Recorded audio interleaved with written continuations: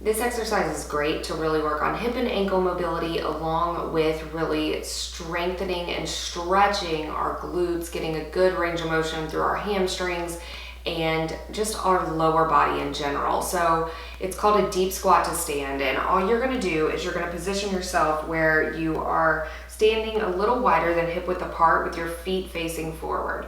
Then you are going to bend down, place your hands on the ground. You're going to try to keep your hands on the ground and drop your hips down, keeping your chest up.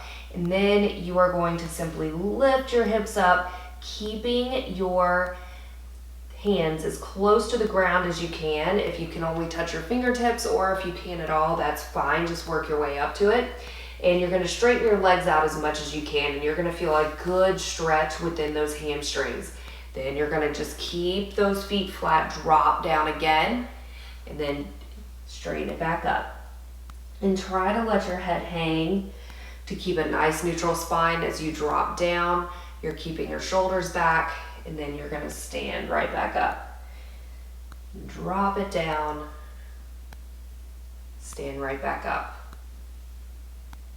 And then slowly roll up. You want to do about 5 to 10 of those. And if you do those daily and you do them before a lower body workout, before you run, you're going to see a big difference within your ankle mobility and your hip mobility. And hopefully you'll start to feel some relief within tight hamstrings as well if you tend to have those. So try it out. Let me know what you think, and be sure to share it with someone who might find benefit from this exercise. Like and subscribe if you haven't already, and if you want a free workout to do, click the link below.